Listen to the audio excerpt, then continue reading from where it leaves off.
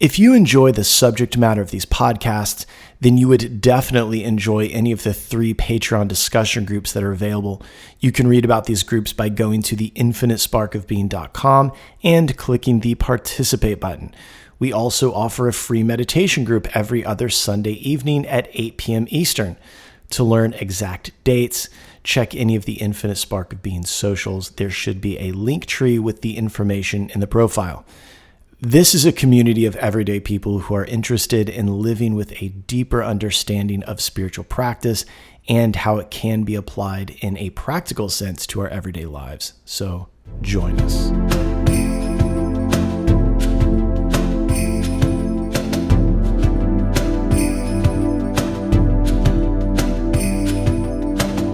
Welcome to the Infinite Spark of Being. My name is Keith Welsh.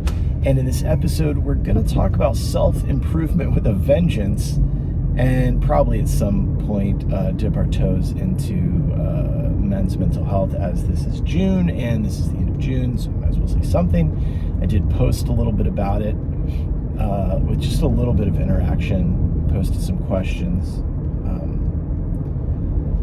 I have my own issues. I've had struggles with mental health, and as you know, due to my genetic predisposition to being a Caucasian, cisgendered, straight male, when you have a problem, it tends to be addressed as, well, you guys built this whole world and we're all beholden to you, and like you don't, essentially you're not allowed to have a problem. Which some of you that might, some of you see the humor in that. So it's something that I have trouble, I get very upset, as my girlfriend found out when we tried to discuss it. I get very, I don't think that it's looked at. I think that on some level, you're expected, I'll just say me, with my, again, genetic predisposition, and kind of expected to not have problems. You know, it's why I posted that Brene Brown thing about when she was saying that for the first couple of years she didn't study men, she only studied women. You know, and then the response that this male who was at a book signing of hers had her sign like these books for his daughters and his wife. And it was like, yeah, it's convenient that you don't study men. But, you know, Caucasian, cisgendered, straight males also have problems. And it's almost on some level like you're not allowed to. And the trouble is that, and this falls into this self-improvement with a vengeance thing, because I see it most with men, that men tend to externalize their issues. It's your fault, it's the world, it's this apparatus, it's the way it's set up. Women, in my experience, what I've observed, tend to internalize things. It's me, I'm broken, I'm the problem here. You know, and what needs to happen, in my opinion, is that men need to do it. You can absolutely be on a playing field that's not level, and it's not level. It's not level for anybody. And there's that piece of it, right? Like, you could be working somewhere and it's like your boss is an asshole, everyone around you is a shithead, da-da-da. But then you have to go inward and go, okay, well, not what's my part. It's not that. It's like, what's the real issue? Like, how is my mind relating to this external world? You know, and then ladies, it's like, you know, yeah, okay, there's how the problem is how you're relating to it, but then there's also like, hey, this setup might be fucked. You know, we have to have both. You know, so men need to go a little inward and women need to look a little outwardly. You know, it's like when you see a gal that keeps hitching her wagon to this dude that's a fucking monster, you know, and how much of that situation is she internalizing? You know, instead of saying like, hey, this guy might be a fucking idiot. And then men, you get like these fellas, they get their heart broke one time, and the next thing you know, all women are shit. And there's your externalized thing. I'm very uncomfortable talking about this. So it's a dicey thing. But this self-improvement with a vengeance thing, this was years and years ago on Facebook. Somebody I knew, a fella, posted a thing that said, essentially it was that women only like assholes. That's essentially why he was single, was that he wasn't enough of a jerk to date. Which we all know guys like that, and it's a massive eye roll. And my comment under the post was like, maybe you're an asshole. Like, would you know if you're an asshole? The biggest assholes we know don't know that they're assholes. Usually people that make jokes about being an asshole aren't that much of an asshole. Like, I can be difficult, but I know ultimately I'm not like a bad person. I'm not a jerk. At work, I'm going to be doing a bunch of trainings for the simple fact that I can be very direct with people, but I can also be very compassionate. I was very direct with somebody this week. Essentially said sorry, not sorry, and then yesterday was like, hey, man, you're doing a really good job, But I think sometimes people need a come to Jesus moment. But I know ultimately I'm not a jerk.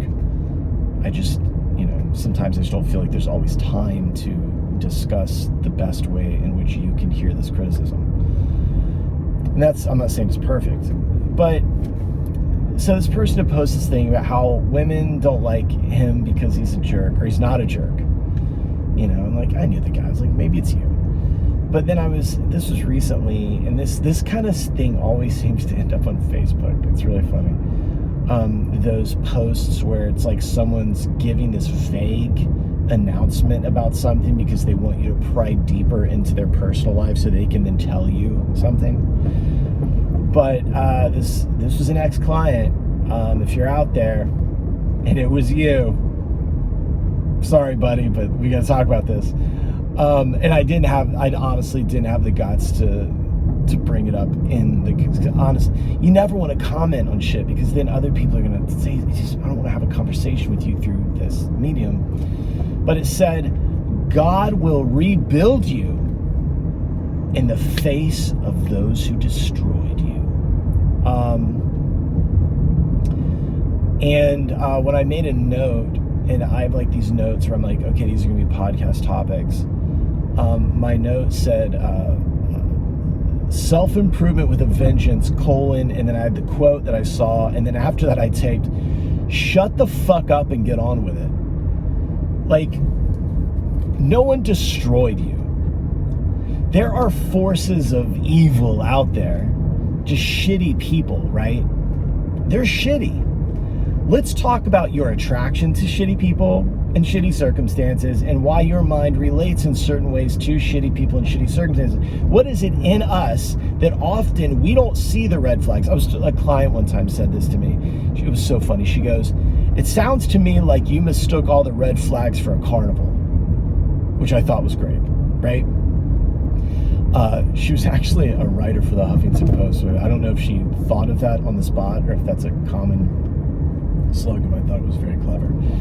I laughed. I was like, you're absolutely right. I will often mistake red flags for a carnival. So let's talk about that, because this thing where you're focused on improving yourself to essentially get even or teach somebody a lesson, that's poison. And we can look at that on a multiple levels, like on a really weird occult level, on like a witchcraft level. You never want to curse somebody or hex somebody or do some sort of a ceremony where you are trying to hurt someone, right? What about voodoo dolls? Shut up, bear with me. You never want to do that, because anything you throw out into the universe is going to come back at you tenfold. This is why gratitude and love are such powerful things in the occult, in spirituality, in religion. It's these things that are so important. It's love and gratitude and kindness that in the real systems, pardon, me being so kind of rude, this like ill will wishing is not really talked about because it's pointless. Can you learn to relate to the shit show differently, right? If you can't pedal a bike in a straight line, I'm just going to go ahead and say a 2-lane beach road isn't probably the safest place for you if you're struggling. Also, same thing goes for those of you with rollerblades. This is so sketchy. Sorry, these girls are really asking for it. Okay, so when you put these things out, it's going to come back to you. And think about the energy you're taking. You have like a finite amount of prana, a finite amount of life force energy.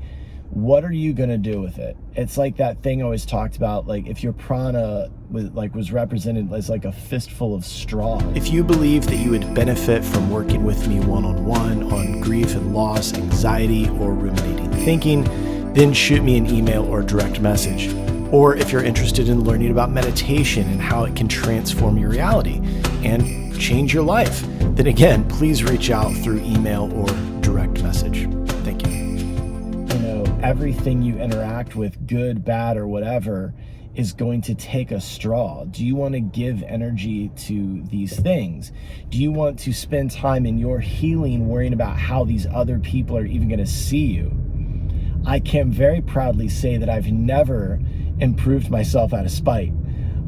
It's always been like, I feel like shit. I want to feel better. How do I make that happen? I'm never really worried about like your experience. The last time I can think of being in one of these states was, in two relationships in my life, I gained a fuck ton of weight, right? And in one situation, I got divorced, was like, I gotta get rid of, like, I look like shit, and then the other time I was in this relationship that was falling apart, decided to start running and losing weight and all these things, and I was met with just fucking, you have body issues, because I did have body issues. The issue was I hated my fucking body and I wanted to change it because it's uncomfortable to be so fucking fat that you can't bend down and tie your shoes. I realized that we're going to glorify it and look for like, restaurants where we can move the chairs, but to me, it's just fucking easier to lose weight. That wasn't done to show anybody, teach anybody a lesson. It was just for my own thing. When we're talking about also this statement of like, God will rebuild you. God is just God.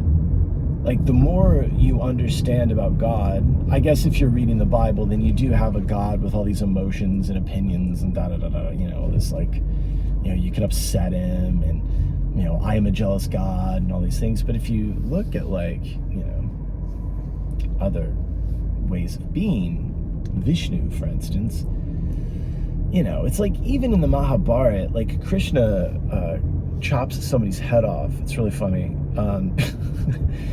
His thing was like, I told your mom I was going to give you a certain amount of chances to not be a dick to me, but like we're on the fourth one, and I told her if he does this 4 times, fucking kill him. And he just very with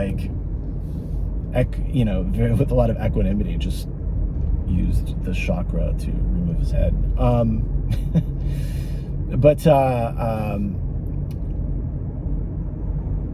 To see God as this thing that's like on your side, like we can see the problem, like God will rebuild you in the face of those who destroyed you. No one destroyed you. No one destroyed you.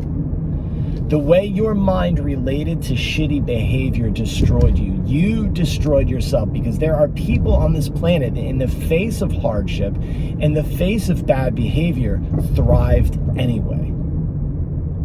And I understand that sometimes spite is a hell of a motivator. Revenge is a great motivator, I guess. But I would really caution you against that. I understand how it can be, but just think about it for a minute. Because oftentimes those people that we are so up our own ass about are not thinking about us. They don't care. And if you lost all the weight and, got sober, started eating right, got your shit together, they probably don't give a fuck. Because the other thing is, if you were in this conflict with somebody else and it was never resolved and you guys never resolved this conflict, you improving yourself isn't going to teach anybody anything. In fact, anytime it happens to you and somebody that you disliked improved to their life, you didn't give a fuck. You're like, hey, you're still a fucking asshole. No one gives a shit, man. No one cares. Shut up and get on with it. Shut up and stop worrying about the fucking past. It's so ridiculous. This thing where it's like, I'm gonna fucking show you. God, shut up. Go inward. And this is mainly, the fellas, you guys do this the most. With your fucking, show them, teach them a lesson. I want you to think, everybody listening to this, has anyone ever taught you a lesson that way? Did you ever learn from, well, fuck, I should have really been nice to Tommy because he's fucking jacked. Oh, look, Sally got sober. I feel like a real jerk. Nope, nobody ever did it. Nobody cares. You've never done it. If anything, I've been pleasantly surprised. I've been like, oh shit, there you go. The gentleman that I had to kind of chew out at work on Tuesday, I just had it. And then yesterday on Thursday, I was really happy to see him improving. I told him, good job. I was like, dude, you're fucking doing great. He's like, thanks, man. He's like, you're right. Took your shit to heart, blah, blah, It's, I don't know. And then here's the other thing, can you, we get angry, but can you be angry and not attach to your anger? Because it sounds to me like if you are using anger as a motivation and spite as a motivation, you are very much attached to that thing. And what I understand about the mind and attachment is that the longer the mind stays attached to, we'll say, anger, then the ego starts to identify itself as anger, and losing that anger will not be allowed by the mind. Because the ego needs to be something. Because remember, personal importance and personal identity. So now you're creating your personal identity out of spite and anger. So good luck with that. That's not going to be easy to lose. But if we're using something more positive as our motivation, right? That's not so bad to incorporate that into your identity. Make your identity something a little more positive. That'd be pretty cool. Something to think about. I don't think that self-improvement should ever be done out of with vengeance as its cornerstone. I think you're asking for a lot of problems when you do that. Because we are experiencing these things through our mind as the organism, and the ego is part of being a human being. That is personal importance and personal identity. The mind becomes attached to the anger, mind becomes attached to the spite. That becomes part of the identity, part of the ego structure, and then the next thing you know, when it's time to lose it, you can't drop it. We all know somebody who can't drop anger. Spite towards somebody else. Anger towards somebody else. It's interesting because when you tell them, why don't you just let that go? They can't. They can't let it go. Why can't they let it go? Because it's now part of the ego. It's woven in there into the personality. And mind needs to be something. So there you have it.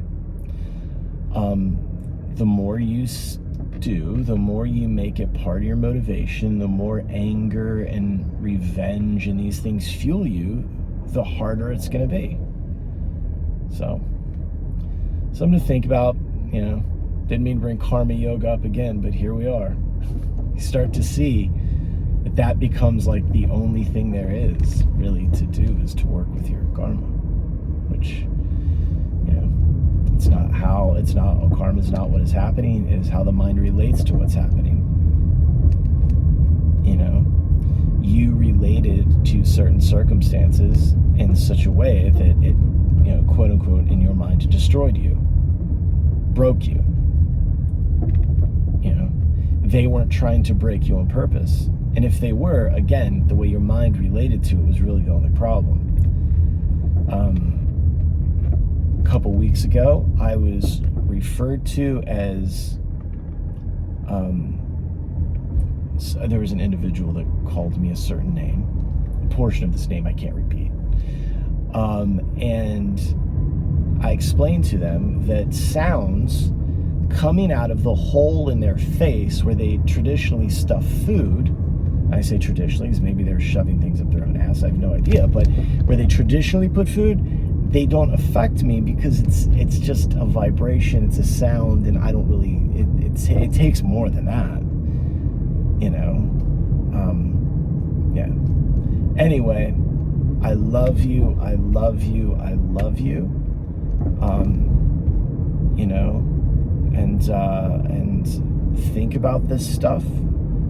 Don't use revenge or spite as a motivator for self-improvement or for spiritual practice, or you're trying to improve yourself, so now you want to, part of that's like, okay, I need to become more spiritual so I can become this better person, this alpha person, and then so now you have like fitness, physical health, and spiritual health, and at the core of that, part of the motivating factor is revenge. Think about it. Just give it a minute. Think about it. And if you can't let go of the anger, you need to look at why. Take them out of the equation. What within you will not allow you to let go of it. So, I love you. Bye-bye. If you enjoy this content and would like to support the ongoing creation of this content, go to the website, theinfinitesparkofbeing.com, and explore the many ways to do that, such as the shop button, which takes you to the bookstore, as well as the apparel store. Also, click the about button, read a little bit about me, see what I have to offer you. And don't forget to check out the Patreon tiers if you'd like to join a spiritual community of everyday people with not so everyday interests. Go ahead and check out the participate button on that website. Also, do not forget, we now have a free meditation group every other Sunday evening at 8 p.m. Eastern. If you want to know more about that, check out any of the Infinite Spark of Being social media pages. There's a link tree there with a button. So see you then.